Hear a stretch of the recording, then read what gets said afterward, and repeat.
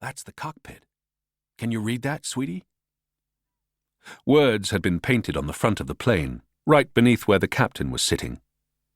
Gabby could see him through the window, flicking switches above his head. "That's easy," she said. "It says, 'Clipper Maid of the Seas.'"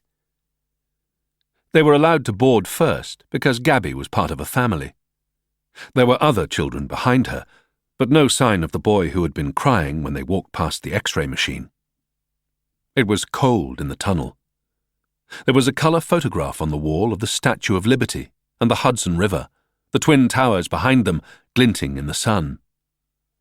A tall stewardess wearing red lipstick and a pretty blue skirt said, "Hi there, love your teddy bear. He's huge," as Gabby walked through the big open door, right behind where the captain was sitting in the cockpit. It was dark now, and the sound of the airport was deafening. But as soon as she entered the cabin and started following her father towards her seat, the noise seemed to fade away, as if Gabby had put in her mommy's new earplugs. They were seated towards the front of the plane.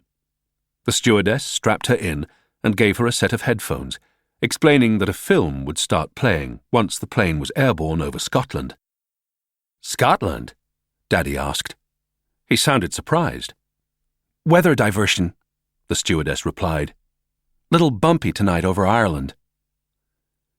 That was when she told Gabby that Teddy was so big he was going to have to go in a cupboard until after takeoff. The cupboards were full of cases and handbags. It looked as though he was going to be squashed in there. Gabby felt like crying, but she wanted to seem grown up in front of the other passengers. The stewardess said she would give her candy to make her feel better. "You know they call candy sweets in London," Gabby told her. "Is that right?" the stewardess replied, looking sideways at Mommy. "Sweets, huh?" She had a pretty smile and very white teeth.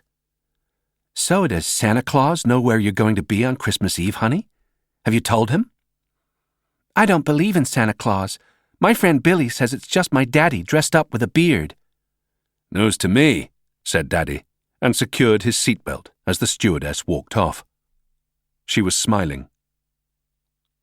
Gabby owned a yellow swatch. She looked at it as the plane took off. It said 6:25.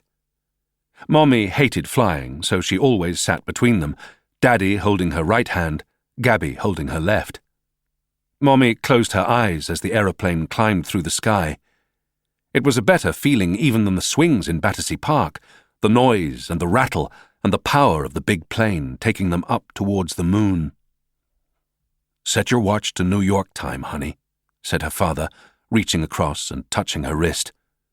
"We're going home." Beneath them, in the chill of the hold, was the luggage Gabby's parents had checked in at Heathrow a little more than an hour earlier. Clothes, toiletries, Christmas presents. Close by, secured inside a brown Samsonite suitcase loaded onto a feeder flight at Malta Airport that morning, was a timer-activated bomb constructed with the odorless plastic explosive Semtex and hidden inside a Toshiba cassette recorder by agents working on behalf of the Libyan government. Gabby and her parents and the more than 250 souls on board Pan Am 103 would never reach New York City, never return to their families for Christmas.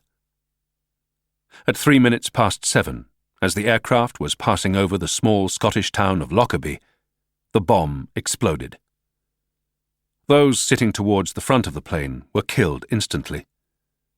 Others fell for over 5 miles, some still strapped in their seats, thrown free of the fuselage, yet conscious for up to 3 minutes as they plunged to the ground.